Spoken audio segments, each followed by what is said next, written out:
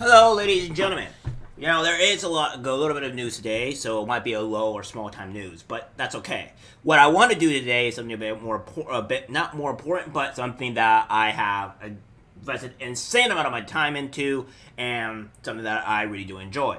Now, I'll try to do more of these, I would say, kind of gaming or esports videos, because I'm really heavy into esports. I was in esports for 2 to 3 years, and it was a great time, but also a hellish time. I have a little bit of experience in being in this type of scene, and I want to talk about my game that I play off time when I'm not doing this, League of Legends. Now, I agree that League of Legends is a cancer, and it provides nothing of great value other than immense toxicity, suicidal thoughts, and possibly even going completely insane, which is probably the common occurrence when somebody plays League of Legends. Well, this game in particular, at least in the very instance, esports is not doing too hot, and there's a big thing I want to talk about this. I'll probably go more in depth in a podcast actually, because this is actually something I'm pretty passionate and really want to talk about. Other than just the what's happening in the world today. So what we are going to have here specifically is that we're going to have a bit of a shocker. So we have this here, what we're going to be talking about with the LACS Players Association. Now, there is a walkout being had here, and usually this is not the best thing in the world, but it says the LCSPA has been aware for over a week of attempts to require teams to field scout players at the start of the season. We continue to actively reach out to players outside of the LCS with a clear and simple message. Do not agree to play for any LCS org as a replacement player. This walkout is for the benefit of all league players in North America. Crossing the line puts all players' futures at risk, LCS, NACL, and amateur. Crossing the line undermines playing negotiating power. If you have already agreed to a replacement contract, please contact the LCSPA for further counsel on how to navigate your situation. And based on your conversations, we believe players will stand in solidarity, and any attempts to make scab rosters will fail. Okay, so there's that going on, right? And pretty much what you guys want to know what the LCS is. It stands for League Championship Series. It is League of Legends. Probably a lot of you probably even heard of the game for the most part. If not, then you probably haven't even attempted to play it. By the way, don't do it for your own sanity. But we have a lot of things to really talk about here. So we have things that we probably should go through a little bit, because honestly, I will dominate has a perfectly good point, and I actually agree with I will dominate here for a multitude of reasons. And I also agree why the LCPA is doing this and many other things. So I would probably briefly go over that. But I said I will be definitely doing a podcast of the sort here, because that's what needs to happen. So what they have here is that tonight one thing is clear. One thing is back in clear focus. Players are the LCS. Without players, there is no league, and there is no esport. From day one, exclusion from the decision-making process drove the LCPA players to vote to walk out. The future of the NACL and the LCS is too big to decide overnight and without player consideration.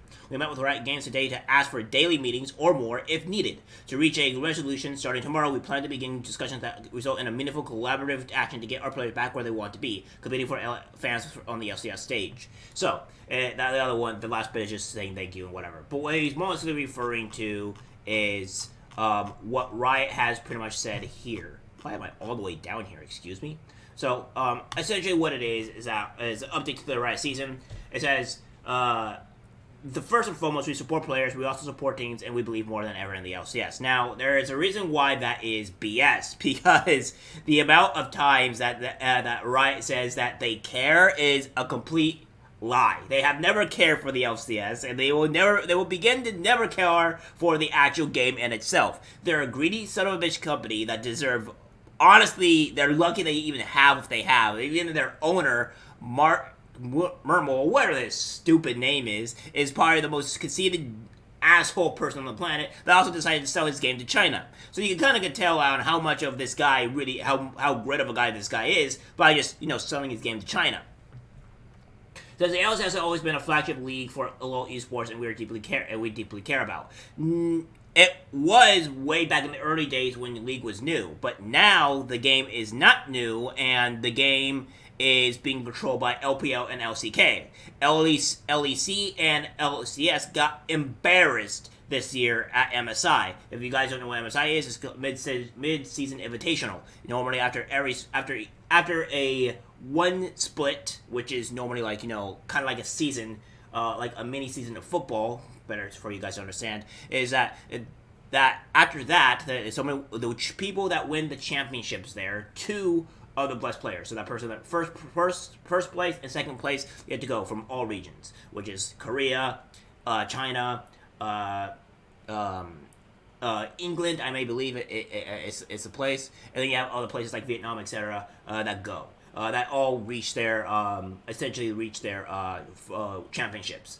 So with that being said, the MSI was a complete disaster. The West got completely and utterly destroyed, and it's been getting worse. And it's because especially in there has not been nothing to be done about with it. So what we have here is that players to the teams to Riot to show everyone behind the scenes, making each week possible, and so many others all share the same goals for the LCS. We need an LCS that is thrilling to watch showcase the highest levels of League of Legends play. We need a league that represents the pinnacle of North American competition, one that serves as an aspirational goal for competitive players who want to build a career playing League of Legends with a clear path to the LCS, which you don't care. We also believe in the Tier 2 development system. We also know that our past efforts with the LCS Academy haven't produced consistent results in terms of promotion to the LCS. We believe that Tier 2 can be viable, exciting league in its own right, and that the next great world-class players will start their journey here. Riot has successfully architected a Tier 2 ecosystem in other major regions, Europe, China, and Korea. And we want to do the same for North America. It will take some shifts and trade-offs to get there. So to help the North America scene through this transition, we've decided to give our NACL partner Rally Cry an additional $200,000 in order to jumpstart the 2023 NACL season next week. This funding is in addition to the revenue share to the LCL teams were announced last week. But again, that doesn't do anything. It says go on to make sure we live the quality we promised to fans. We're delaying the LCS for 2 weeks. And this is the main thing that these guys are talking about here. So, as I said, the walkout of overwhelmingly pass, what have you. So it goes down from here. I'm only reading the bigger plots here because this is what's going out. The LCS Players Association, aka LCSPA, have decided to do a walkout because Riot essentially lied to them, and they didn't do their due justice for the LCS Players Association, which is not a surprise for Riot because Riot's also a garbage company, even though I play their shitty game. What is happening here in this sense is that that the LCS is not, or aka Riot is not going to institute anything that the LCPA wants to do, which is a joke in this sense. But at the same time, we have this with Christian Rivera, aka I Will Dominate. He is a pretty huge person in the scene. As you can see here, what people you might like. LS and Cajal are probably one of the biggest people when it comes down to co-streamings that's in the scene.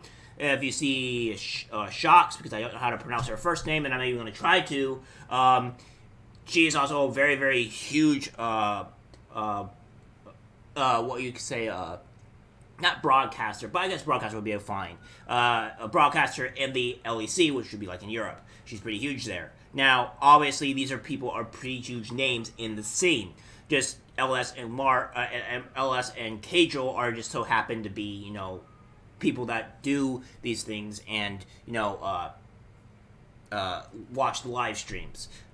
So co-streams, aka co-streams, means watching a stream that essentially that the LCS is putting up, and then the other people get like a certain special stream only to them, to where they can commentate and do stuff over with, which Riot has been against since I want to say this year. So yeah.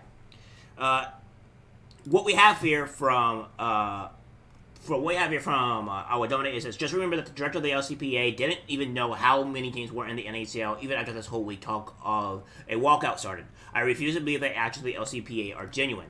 And it goes on to say here, I've been in this industry long enough to know and mark when I see one. Listen to Philip Aram showed me everything I needed to know. Now, I agree because let me put it this way, guys. The same team, these players are the LCS players have been absolute garbage, whatever. And if any of you LCS players or what have you watch my channel, which is a 0% chance that you do, here's the thing that I agree with Audio Dominate. You people have been garbage. You people have not produced anything in the past 5 years at all, period. And then you sit on your ass and collect this $500,000 plus play checks to you to absolutely do nothing.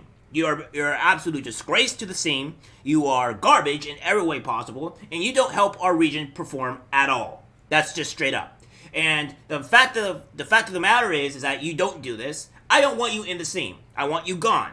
And the whole reason why I'm also for the LCSPA to pretty much be for the NACL Academy system or what have you to be demolished is because you people don't deserve the paychecks. You don't work hard enough. You have other regions that work harder than you. You complain, bitch, and moan about every single thing that happens. And when it came down to COVID, you people literally voted to end the LCS because for what reason? COVID or for whatever, because you were too lazy to actually do work or do anything.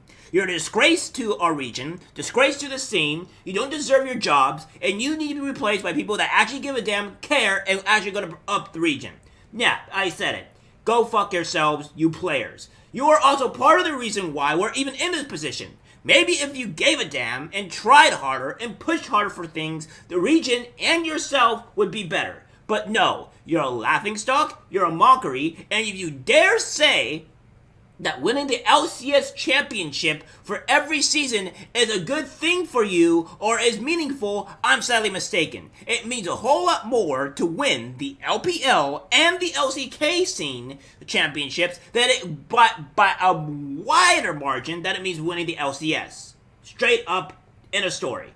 So, get off your high horse, you're not good, you're garbage, and I may be a Silver 1 player, but I can tell when players don't give a damn. You have been complacent with the money that you've been receiving. And if you want to say no, then show me with your performance. If you want to prove yourself, beat your laner almost every single time, become top of the player in your bloody region, and then proceed to get at least semifinals in the Worlds. If you can't do that, you're garbage and you don't say anything. Or, I would like to see you voice your opinions on how bad the scene is, push harder to make the scene better because you have done absolutely nothing. I have noticed this because I was in the scene for 2 to 3 bloody years. You don't know me because obviously I had an organization that was called Team Poro Gaming, and you didn't see me because most likely I didn't pick you up because 1, you wouldn't see my organization at the time of day, and then 2, I was in the amateur scene, so obviously you're not going to actually see me or know who I am. But I know exactly how that scene works. It's corrupt, it's disgusting, it's filled with horrible politics, and you players are also at the center of it being garbage. So, at the end of the day, you players need to get your ass in gear. And this is not me just ranting or raving to them, but it's also telling my audience, the people that probably don't know about the scene, because I mostly talk about politics on this channel for the most part, knowing that this is what I'm saying to my also what I'm saying to my audience, because my audience, I want you guys to know, this is what's been going on in the scene for a while now. The players have not been trying, we've been getting swamped, and the players are also part of the reason. Well, Riot also hasn't done many things as well to really help the scene either. Riot is also at fault. They also created some of the situations that they're in today as well. But at the end of this, story, at the end of the whole point is that the players are no better. And I understand why Dominate is mad, because it doesn't make sense to do something that is only going to make players be more greedy, more useless, and not actually care. Back when it was just starting, players care. They had to sacrifice. These players don't sacrifice anything. They get $70,000 plus, which I know in California is not a lot. But it's a lot when you get everything paid for you and you sit on your ass and just collecting that massive paycheck and not having to pay for anything. How about this? Have them pay for things, have them to scramble, have them have to suffer, have them have to make sacrifices so that way they can actually try. Because at the end of the day, you players don't really deserve what you have. Honestly. You're greedy. You're no good. And honestly, all these Korean players like Berserker, Viper, or not Viper, but Prince. Yeah, they may have lost. They may have been going down and play or whatever. But I don't care. You know why I don't care? Because at least they try. It looks like they actually they're trying to put forth effort. The rest of you, no, you don't. And why should I care about your jobs? Why should I care about your livelihood? Why should I care about anything when you don't give a damn yourself? That's just reality. Time to face it, kids. And that's what you are, kids. Alright, guys. That's it for the video. Like, subscribe, share. I will definitely be doing a actual legitimate podcast of this very soon, going more in depth into the LoL Esports article as well, including with more into the scene, because I think you guys kind of need to understand what's really going on here, and trying to find a guest that does this is hard. If you guys have reached to this point of the video, then by all means please let me know in the comment sections or whatever that you would like to participate in the podcast, or you have anything to say about it, and then we'll do an interview, see if you actually know some decency of or level of the LCS or any form of knowing about League of Legends before we actually talk. Because I'm not going to invite somebody onto my show, not know what they're talking about, and make an embarrassment not only of my channel, but also of yourselves and me. So we'll have to do an interview if that's the case for to actually know at least some of the basics of what's happening in the scene in the region. But without further ado, guys, that's it for the video. Like, subscribe, share. As always, take care.